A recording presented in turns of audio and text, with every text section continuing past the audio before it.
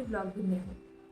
जैसा कि आज का जो टॉपिक है वो सारी मॉम टू बी के लिए है और हमारे मन में सबसे पहला और सबसे बड़ा डर यही होता है कि बाकी सब तो ठीक है क्योंकि 9 मंथ हमने जिसको वॉर्म में रखा है वो चीज़ तो हमने पास आउट कर लिया है, वो चीज़ हमारा कंप्लीट होने वाला है, लेकिन जो आने वाला वक्त है वो हमारा वक्त कैसा होगा। इंक्लूडिंग मी, जब मुझे भी डिलीवरी होने वाला था, मेरा 9 मंथ कंप्लीट होने वाला था, सबसे पहला जो मेरे दिमाग में चल रहा था वो क्या होगा सिचुएशन, मुझे क्या फील होगा, कितना पेन होगा नॉर्मल डिलीवरी में, मेरा ऑपरेशन होगा या क्या होगा। मतलब ये सारी क्वेश्चंस जो होते हैं ना, ये दिमाग में घूमते रहते हैं और ये चीज़ है ना कब स्ट्रेस में बदल जाता है ये हमें खुद को पता नहीं चलता।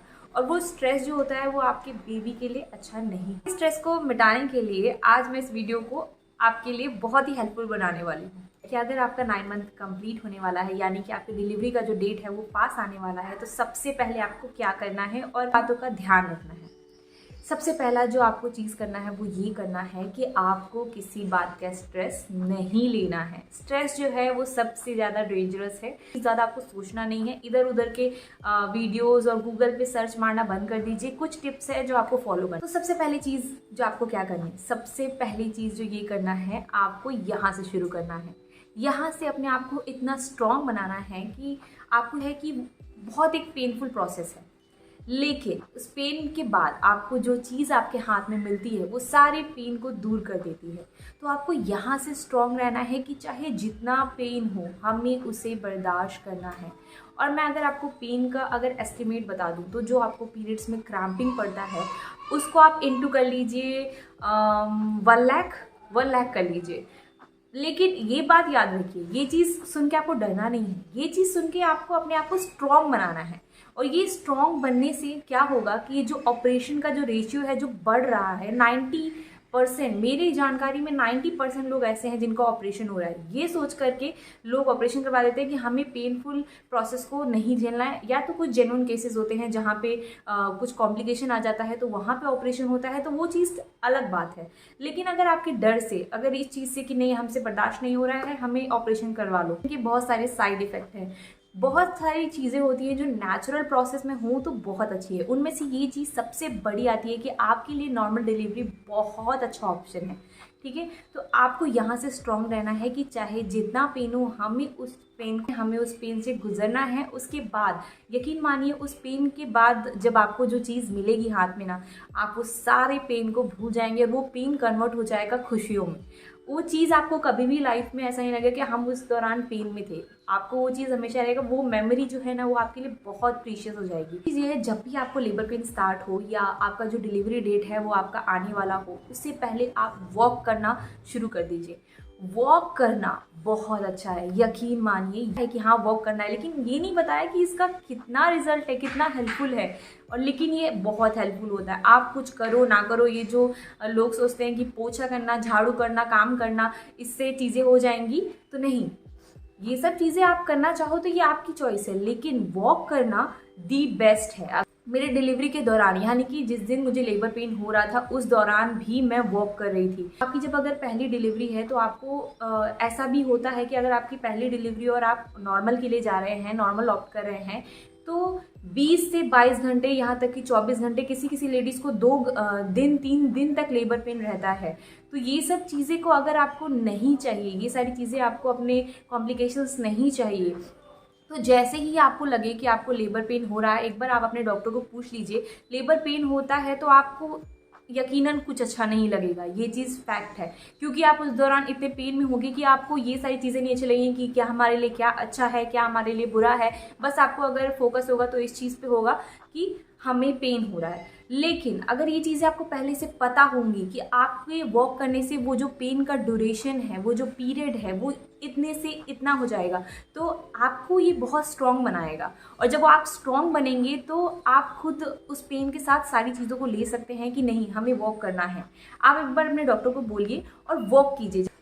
डर रहे हैं तो डरिए मत, ये एक ऐसा प्रोसेस है जो कि सारी लेडीज़ गो थ्रू करती हैं। ये जो दोनों चीज़ मैंने आपको बताई, इससे मेरा क्या फ़ायदा हुआ था मैं आपको बताती हूँ। यकीनन मुझे ये सारी चीज़ें किसी ने नहीं बताई थी। मैं स्ट्रॉन्ग थी, मुझे पता है कि हाँ मुझे मतलब इतना मेरे दिमाग में था कि मुझे नॉर्मल प्रोसेस में ही जाना है, मुझे ऑपरेशन नहीं कराना है, क्योंकि ऑपरेशन का साइड इफ़ेक्ट बहुत होता है। हाँ, हम आपके पास हैं, आपके साथ हैं, मतलब सब सहानुभूति तो दिखाते हैं, लेकिन कोई ये नहीं पता था कि हम ऐसा क्या करें। सबको लगता है कि बस नॉर्मल डिलीवरी एक प्रोसेस है जिसमें आप गो थ्रू कर रहे हैं और बस वो हो जाएगा। नहीं, अगर आप इसको सिंपल बना सकती हैं तो आपको बनाना चाहिए। ये दो चीज़ जो होती है ना, मेंटल स्ट्रेंथ और आपका वॉकिंग, ये दो चीज़ आपकी इस प्रोसेस को काफ़ी अच्छा बना देती है। मेरे खुद की डॉक्टर ने मुझे बोला था कि मेरे जो डिलीवरी है वो फर्स्ट बेबी है, तो हो सकता है कि मुझे 22 से 25 घंटे लग सकते हैं। लेकिन उन्हीं डॉक्टर ने मुझे कहा अगर आप इस चीज़ को, अगर ड्यूरेशन को कम करना चाहते हैं तो आप मतलब उस दौरान मुझे कुछ समझ नहीं आ रहा था, उतने में हालत में नहीं थी कि मैं उतना माइंड कॉन्शियस नहीं रहता है कि हाँ आप किन की बातों को समझ सको, सारी चीज़ें आपको अच्छी नहीं लगती हैं। लेकिन अगर आपको ये चीज़ पहले से पता हो, जब आप अपने माइंड फ्रेम में हो, अगर आपको ये चीज़ पहले से पता है कि उस दौरान हमें ये करना है, इससे हमें ये आसानी होगी, तो बहुत रिलीफ मिलता है। ये एक्सपीरियंस मेरा आप लोगों के साथ मैं इसलिए शेयर कर रही हूँ कि अगर आप इस वीडियो को देख रहे हो तो ऑफकोर्स आपका डिलीवरी डेट आपके पास आने वाला है। तो ये दो चीज़ अगर आपको पता होंगी ना, तो यकीन मानिए आपका डिलीवरी जो है बहुत ही आसान हो जाएगा। मुझे सुबह के 4 बजे से जो पेन है वो ऐसा पेन, मतलब एक्सट्रीम लेवल का कॉन्ट्रैक्शन आ रहा था। लेकिन उसके बाद जब मैं हॉस्पिटल आई, मैं 7 या 7:30 में हॉस्पिटल आई और वॉक मैंने 2 घंटे 3 घंटे तक वॉक किया। वो मेरे लिए बहुत डिफ़िकल्ट सिचुएशन था, बहुत डिफ़िकल्ट, बहुत मतलब बहुत एक्सट्रीम पे मैं बोल सकती हूँ कि बहुत डिफ़िकल्ट सिचुएशन था कि एक पेन में मैं वॉक कर रही हूँ। लेकिन उसके 1 घंटे बाद, उसके बाद मेरा जो बेबी है वो मेरे पास आ गया।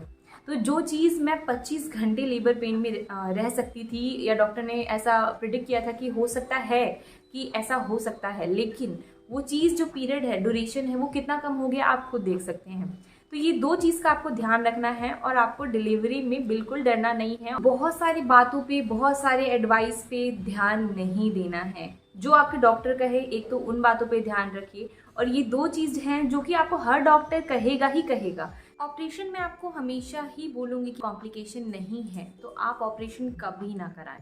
अगर आप नेचुरल प्रोसेस में जाएंगे तो इससे आपका भी बेनिफिट है और आपके बच्चे का भी, क्योंकि ज़्यादातर बच्चे जो ऑपरेशन से होते हैं उनको जॉन्डिस का खतरा उतना ही ज़्यादा होता है। अगर बच्चे को जॉन्डिस है तो उसको NICU में रखा जाता है।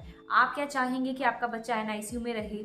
अगर आप नहीं चाहेंगे तो इस चीज़ को भी, ये जो बात है अपने बच्चे के लिए, आप अगर अपने आप को मोटिवेट कर सकते हैं कि आप नॉर्मल प्रोसेस में जा सकें। अगर आप नॉर्मल प्रोसेस में जाते हैं तो इसका जो खतरा है वो बहुत कम हो जाता है। बहुत कम ऐसे बच्चे होते हैं जो कि नॉर्मल प्रोसेस से आते हैं और उनको जॉन्डिस हो जाए, क्योंकि जॉन्डिस होने का सबसे बड़ा रीज़न यही होता है कि बच्चे को अगर अच्छे तरीके से फीड ना मिले। ऑपरेशन से जब बेबी होता है तो 2 से 3 माह को फीड नहीं आता है और बच्चा फीड नहीं ले पाता है। लेकिन अगर नेचुरल प्रोसेस होता है, यानी कि नॉर्मल डिलीवरी होता है, तो आपका जो फीड है वो जल्दी ही आता है और आप अपने बच्चे को फीड करवा सकते हैं। अगर बच्चा जल्द से जल्द फीड ले और जो पहला जो उसका स्टूल है वो पास हो जाए, तो इससे क्या होता है कि बच्चे का जो जॉन्डिस होने का खतरा है वो बहुत कम हो जाता है, अगर वो अच्छे तरीके से फीड ले ले। तो इसके लिए आपको क्या करना है? इसके लिए आपको रहना है स्ट्रॉन्ग और जाना है नेचुरल प्रोसेस, यानी कि नॉर्मल डिलीवरी पे।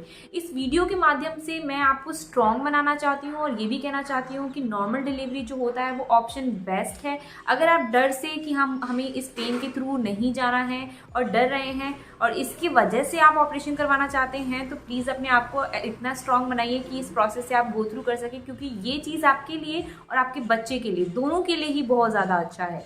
तो यहाँ पे हम अपनी वीडियो को एंड करते हैं। आई होप सो आपको इस वीडियो से काफ़ी सारा मोटिवेशन मिला होगा। और कॉन्ग्रेचुलेशंस मॉम टू बी, और जल्दी मिलेंगे अगले वीडियो में। आप बताइएगा आपको मेरा एक्सपीरियंस और टिप्स कैसा लगा। तब तक के लिए bye bye, take care and all the best.